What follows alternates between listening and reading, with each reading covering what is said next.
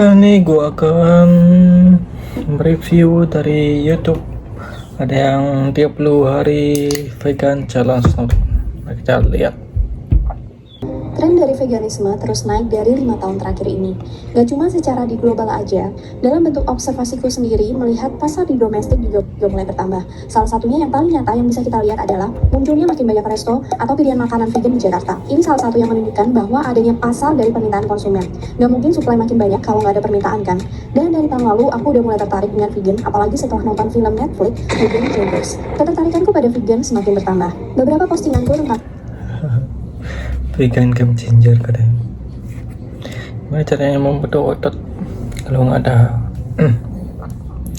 protein dan lemak dari hewan atau apa? Kita lanjutkan. di Instagram sempat jadi perdebatan kalau di film The Game Changers itu melebih-lebihkan aja. Tapi sebagai non-vegan aku nggak bisa berkomentar apa-apa karena aku sendiri belum pernah mencobanya. Jadi lewat kesempatan ini aku bakal ajak kalian untuk ikutin dokumentasi perjalananku selama 30 Days Vegan Challenge. Sebagai bodybuilder, hal yang paling kita takutkan apakah menjadi vegan kebutuhan protein? Wah, bodybuilder sih, tapi dia nggak melakukan apa-apa kalau bodybuilder apa teman-teman. Karena bodybuilder cuma bentuk dari badan aja dan udah itu aja. Kalau di alam dia nggak melakukan apa-apa, useless. Cukup? Apakah performa olahraga bakal drop dan lemas? Kita bakal bahas semua topik itu di video ini.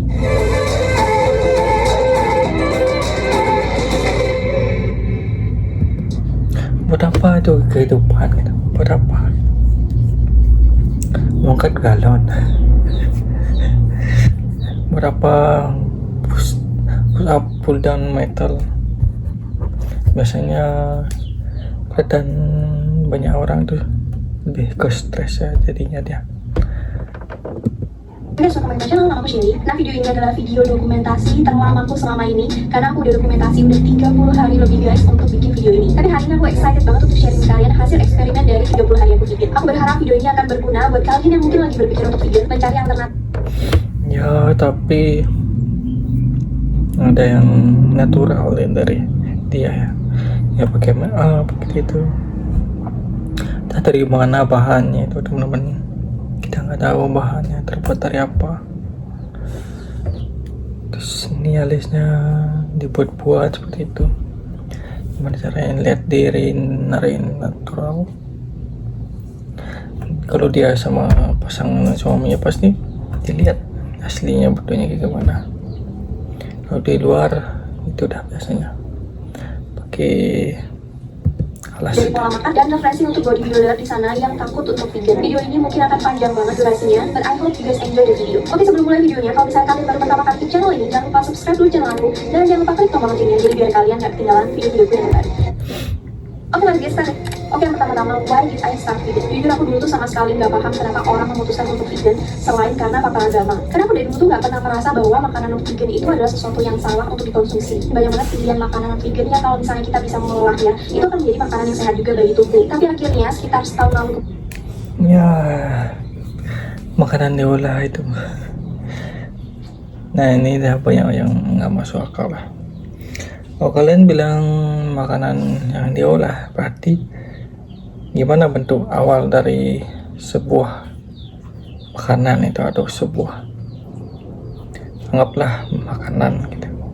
Kalau kalian nemu di apa gitu kan, misalnya bayam gitu, kalau kalian makan itu di awal itu aja tidak enak, berarti itu nggak baik buat kalian gitu teman-teman.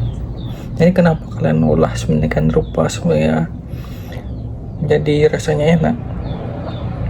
Saya sudah tahu itu awalnya itu rasanya enak dan nggak cocok untuk kalian makan. Kenapa kalian paksa untuk makan itu teman-teman? Beda halnya dengan sapi, kan tahu dia tuh awalnya dia benar tahu bahwa rumput itu cocok untuk dia untuk makan. Dia bisa dia tahu karena enak itu teman-teman. Ya, dia makan gitu. Kenapa kalian olah supaya dengan rupa supaya menjadi enak? Misalnya cabai gitu, kan tahu itu pedas dan kan berusaha olah Kakak tahu itu pedes, nggak bagus, nggak enak, nggak nyaman buat kalian itu. Terus kenapa kalian paksa untuk makan, atau kalian paksa untuk proses olah untuk menjadi makanan yang enak? Saya itu nggak baik buat kalian. Aku dapat jawaban dari perbincanganku mengenai tentang vegan itu dari podcast. Saat itu pembicaranya adalah CEO dari Burgerins, Rex dan Helga, di mana di podcast itu mereka menceritakan gimana perjalanan mereka memutuskan untuk menjadi vegan sampai sekarang dan keputusan mereka untuk membangun bisnis startup Burgerins, dan juga podcastnya dari 30 Days of Lunch yang Ya, kayaknya tahu saya tujuannya dia membangun bisnis. Bahkan bisnis itu nggak ada sebenarnya, teman. Kita sebenarnya jalan liar gitu. Terus kita tuh berburu sebenarnya. Ya pasti banyak yang nggak suka dengan pendapat ini. Oke, ya. itu interview dengan Coco Paula. Pada zaman aku tahu dia adalah seorang fashion blogger yang cukup khas dan chic gitu. Tapi Ya lihatlah dia, teman-teman, aneh ya, sedikit ada tato seperti itu. Mungkin ini kurang suka dengan penampilan awalnya dia, makanya dia pakai tato seperti itulah dia. tiba menghilang, tak kenapa pada saat Ruby dan Aryo tuh mewawancarai Coco Paula, ternyata Coco Paula ini udah menjadi vegan dan benar-benar sembuh total dari penyakit autoimun yang diidapnya. Juga salah satu yang bikin aku tertrigger banget, dan pasti banyak orang banget yang tertrigger untuk vegan, yaitu adalah film The Game Changers dari Netflix. Itu aku sempat join acara nonton bareng The Game Changers, dan pada saat itu tuh didatengin profesional-profesional untuk berdiskusi after kita nonton film itu. Dan juga pada saat itu Jakarta Vegan Guide, mereka bikin satu eksperimen untuk para atlet-atlet lokal, dan mereka memberi pola makan atlet lokal ini makanan vegan selama 6 minggu.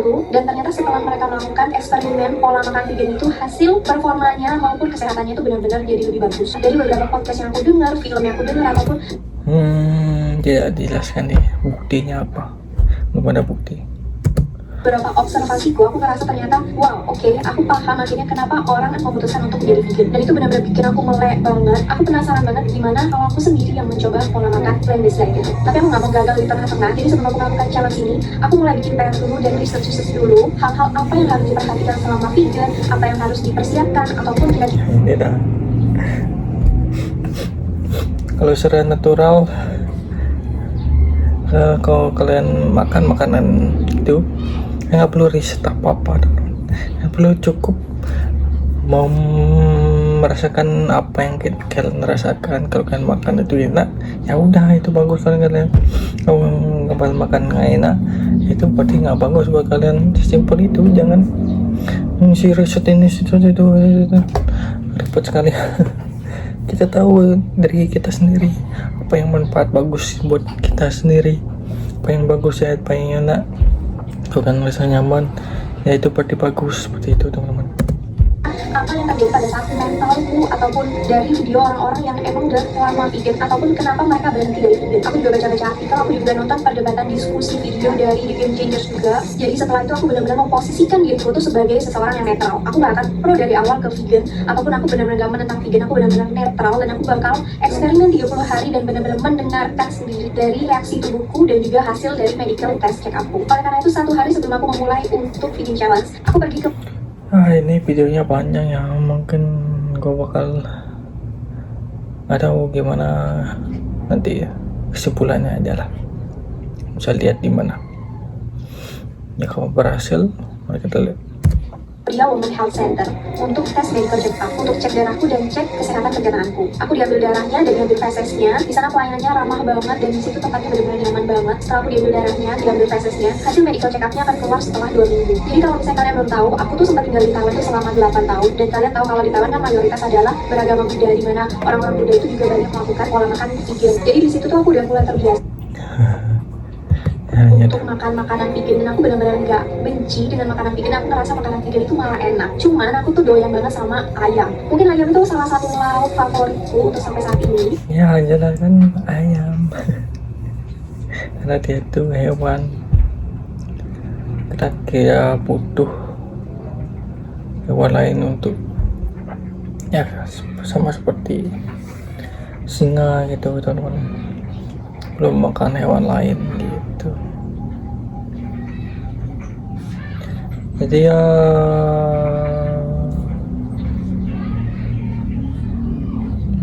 Mari kita ke kesimpulan aja. Tapi pertanyaanku, selama aku menjalankan pola makan sehat itu hampir 5 tahun lebih, dan aku benar-benar rutin untuk olahraga, tapi dari 9-10 tahun yang lalu, kolesterol jahatku, kolesterol LDL-ku, lebih Ya, gue udah nonton semuanya. Dia bilang bahwa dia itu creepy banget untuk hal-hal itu ayam, teman-teman. Terus dia itu menantikan 30 hari itu untuk selesai dari vegan. Ya, kan itu terbukti bahwa vegan itu kurang bagus, itu kurang nyaman buat dia gitu. Dia achieve something, apa ini, dia jalannya aja kurang bagus itu. Misalnya dia kan gue bilang gak nyaman, terus akhirnya 30 hari ini saya misalnya 30 hari vegan diet challenge gitu. Artinya sebelumnya itu berarti dia kurang nyaman gitu. Seperti itu, teman-teman. Dadah.